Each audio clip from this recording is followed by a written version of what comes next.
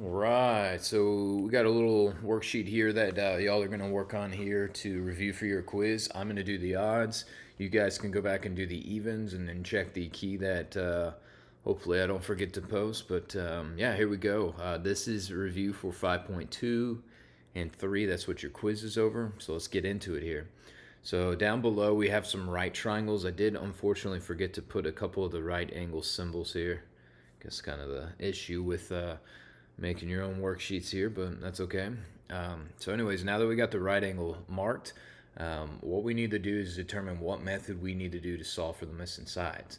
And if I don't have any angles, like any 45 or 30 or 60, 90 degree angles, then what we're going to need to do is Pythagorean theorem. Usually we use Pythagorean theorem for when we have two sides missing, or I'm sorry, two sides that we have, and then one side missing, which is this right here. So, anyways, we always put C, that's across from the 90-degree angle or the longest side, and then we can put A and B there, and then we can go 3 squared, and then plus 5 squared, and then equals C squared, or I'm going to go ahead and put X squared there. And then we'll start simplifying. 3 squared is 9, 5 squared is 25. And then from there, we can combine up. And then to undo the square, we would square root both sides. And square root of 34, that's not a perfect square. So if you type it in the calculator, it's probably like 5 point something, probably 5.8 or 5.9. So we will try and break these down. I think the first two questions I designed to where they can't break down. You could say it's like 2 and 17, but you won't have a pair of numbers. And then since you don't have a pair of numbers, your final answer is just root 34, like that. And that should be it. So that's all you're going to do there on those. This next one here is kind of similar, except this time I give you the C side being 12. So what we're going to do is actually solve for the A part right here, x squared plus 6 squared equals 12 squared. And then this time it'll be x squared, 36, and then 144. And then what you need to do is get x by itself. So we'll start that by subtracting 36, and I think you get 108 there. You know, a little bit bigger on the numbers, but you could use a calculator if you need. And then we'll square root both sides. And once again, square root of 108, that is not a perfect square. So we will use simplest radical form here. I'm going to break down 108. I'll kind of do it to the side here since I'm running out of room. If you don't know where to begin here when breaking down your radicals, do small numbers like 2, 3, 5, something along the lines of that. So I know 108 could be 2. 2 goes in 54 times, I believe, there. Then we can keep it going there. 54, you could go 2 times 27. 27 isn't divisible by 2, but it is divisible by 3. So you could go 3 and 9, and then 9 you can go 3 and 3. So you'll have a pair of 2s, a pair of 3s, and then you'll have this one leftover 3. All the other numbers, the 54 and the 27, we've already broken those down, so we'll not keep that as part of our answer. So final answer here on this one should be 2 times 3, and then square root of the leftover 3. Instead of doing 2 times 3 right there, we'll write this as 6 root 3 right there. That actually happens to be some of the that's actually the pattern of a 30, 60, 90 triangle, but I didn't give you the angles, so we couldn't use that there. So you guys are going to go back and do the even problems right here, I guess. Oh, there's another little typo. That should say 4 right there, but yeah, anyways, that's that. Next category of question here is actually another Pythagorean theorem question, except they don't give us a triangle, they give us a rectangle. They say the diagonal of a rectangle is 10 inches. So a diagonal just looks like that. It's just going from one corner to the next corner. Apparently that's 10 inches there. And then the length is 8. And then you're going to find the width. Okay. So conveniently, since this is a rectangle, we will have right angles. And if that's a right angle there, that means that is a right triangle. And then we can use Pythagorean theorem to set this up here. We can call that our A, B, and C right here. And then we can go x squared plus 8 squared equals 10 squared. Okay, from there, then we can square these numbers. Then we can subtract. We'll get 36, and then we can square root both sides. And this time, 36 is actually a perfect square. You could type that in your calculator, and your calculator is going to tell you that that is regular 6, not square root of 6, but regular 6 right there. So this is actually tied into one of your Pythagorean triples here. This is actually 3, 4, 5 triangle. If you were to take the 3, 4, 5 sides and multiply them all by 2, you'd get 6, 8, and 10 right there. So that is why that came out so well there. So, and I think number 6 will be very similar there to that. Technically, I guess I do need it. Our units right here, inches or feet. Oh yeah, inches, and then that should be it there. Okay, so that's a little bit of Pythagorean theorem. That was some of your 5.2 stuff right there. There's also classifying the triangles by the side lengths here. This kind of looks like Pythagorean theorem. You do your two smallest sides. Well, actually, first, you need to go and check, is 5 plus 8 greater than 10, first of all. 5 plus 8, that is 13. 13 is greater than 10. So we're good to go there on that. And then I guess from here, then you go and do this. You go 5 squared plus 8 squared, and then you compare it to 10 squared. Okay, and then we're going to go and see which of those is bigger. Here are the rules. If you want to write them out to the side, I would honestly probably write this down on your quiz right away. The c squared, if that's bigger, then that's going to mean that it's obtuse. If the c squared number is smaller, then that means you're going to have an acute. And then if the c squared winds up being equal, I guess I shouldn't have used the equal sign earlier there, but if it's equal, then it'll be a right triangle. So we're just going to go and determine what the c squared is. The c squared is usually the longer of the two sides, but you do need to square it first. So let's look here. You get 25 over here, 64, and then over here you get 100. When you combine up your like terms, you get, what is this, 89, and then we compare that to 100. 100 is bigger, that's the c squared, that's bigger than the other side. So, I mean, you could put like a, greater than or less than symbol there. You don't really need to. We need to just follow this chart here. And because the c squared, 100, was bigger than the 89, we can say that this is going to be an obtuse triangle. Okay. So check the key on the next one there. I guess the next one's a Q. Try it on your own there, but that's the math behind it there. Okay. Next, coming up here is going to start some of the 5.3 questions here. So the 5.3 questions, there's two patterns that you kind of need to know here. So I'm going to write them down for you, and then I'll kind of refer back to them, but I won't look as closely to them here as I go deeper into the video. But first pattern here is your 45, 45, 90 triangle here. So you got 45, 45, and 90. And then I was telling you guys in class, the ratios here, you put the L's across from both of the 45s, and then the L times square root of 2, that goes across from a 90-degree angle. So the other type of triangle is a 30, 60, 90 triangle. Let's see if I can squeeze it in right here. And I think these come up a little bit later in the worksheet. 30 is usually the smaller of the two angles, 60's that one. And then I think in class I was using the S side right here. So usually S goes across from 30, 2 times S for the hypotenuse, and then S times root 3. That either goes across from the 60, or you could even think it goes adjacent to the 30. And I kind of see that they both have a 3 there. That's kind of how I remember it there. So anyways, these first few I think are going to be 45, 45, 90 triangles. First of all, 9, I know even though the angles aren't marked, that's not a typo. If they're marked congruent right here, that the only way that will work in a right triangle is if they're both 45 degrees. So you can go ahead and add those in if you want. Then from there, I'm going to label the sides, L, L, and L root 2. Since this L right here is equal to 5, we can assume that the L down here, or X, is also 5. And then take that L and plug in, or just multiply it by root 2, you have 5 root 2 for that side. Most of y'all are going to be able to do that one pretty quick there. You might not even need to label it. You could probably do it in your head there.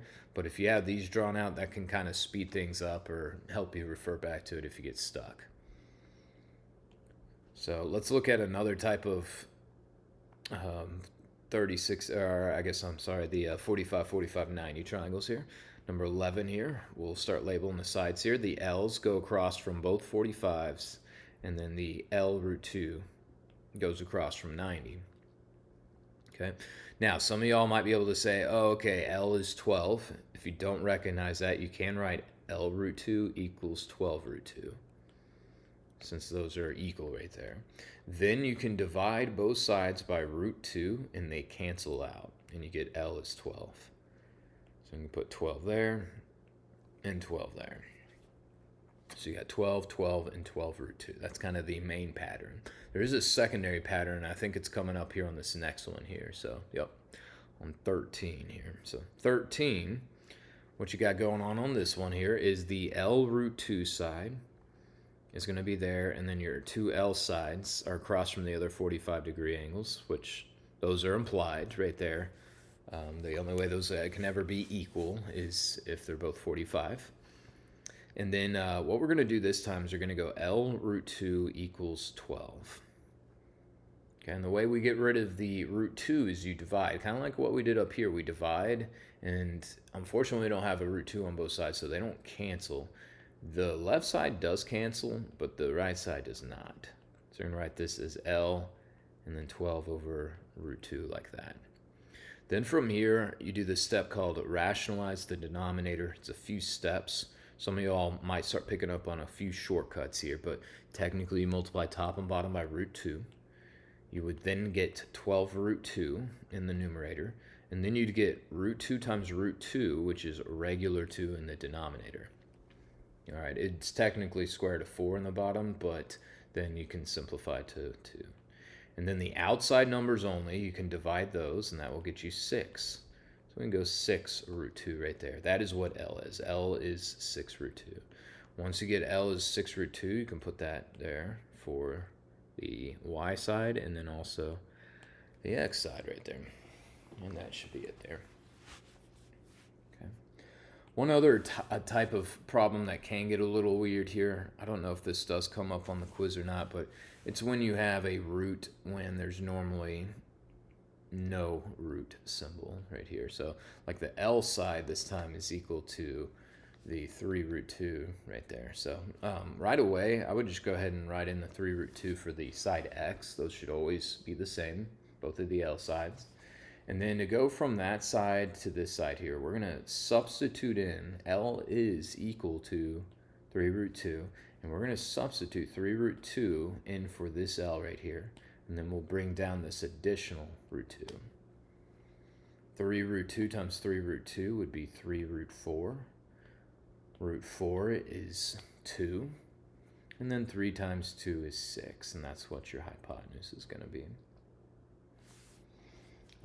Not a coincidence here on this type of pattern when you got the whole number in for the hypotenuse. Notice how 3 times 2 right there. Notice that that's actually equal to 6 there. That's not a coincidence there. That's kind of a shortcut you can use for a secondary pattern. So that's all of your 45, 45, 90 triangles. Next coming up here, we're going to use the 30, 60, 90 triangles here. And I think I start you guys off with a couple of fairly easy ones here. When you start with the 30, 60, 90 triangle, first of all, this angle down here has to be 30. And there should be right angles drawn here. It's just another, lack of running through the worksheet and proofreading it here, but I forgot the 90, so put the 90 there. Now do some labeling. S goes across from 30. 2S is always the hypotenuse. That's the longest side. And then S root 3 is kind of like this medium length side. And since S is equal to 2, then we can go 2 times 2 for this side right here. This would be 4. And then this side down here at the bottom, you can go 2, which is S, and then times root 3 right there. So you got 2, 2 root 3, and 4 for your answers. So that's a fairly simple 30, 60, 90 triangle. Let's look at another one. Okay, this one here looks like I actually wrote the right angle here. We'll label S. 2 times s for the hypotenuse, and then s root 3 for the medium side. Okay, since 2s is equal to the 12 side, we can divide both sides by 2. This would get us the smaller side, which is 6. Make sure you divide by 2, not multiply by 2, because it's got to get smaller there. Make sure it's somewhat to scale. These aren't going to be perfectly to scale, but you know, the hypotenuse has definitely got to be the longer side. So make sure you get smaller here. You got 6. And now that we know s is 6, now we can go say, well, then this side is 6 and then times the square root of 3. It's another fairly simple one once you have it labeled. Okay, moving along here, we got number 21 here. This is kind of a tricky one because you got 30 here, which is s, and then down here is s root 3, which that's, you got a 15 there. That's a whole number. So we're going to have to go and do this step that we kind of did on the one with the 45, 45, 90 triangle. So we'll go and set s root 3 equal to 15 because they're in the same position. We'll divide by root 3, which it'll cancel out on one side. And then the other side, we have a different process of canceling. We then multiply top and bottom by root 3. This will be 15 root 3. And then over root 9, which is regular 3. And then the 15 and the 3, you can reduce that. That should be 5 root 3. And that's what s is equal to. S is 5 root 3. If you want to go to the 2 times s side, you're going to do 2 times 5 root 3. And when you're multiplying a radical, or like kind of this combined radical, by a whole number, you just multiply the outside numbers, and this would become 10 root 3. So you got 10 root 3 and 5 root 3 for your 2 sides there.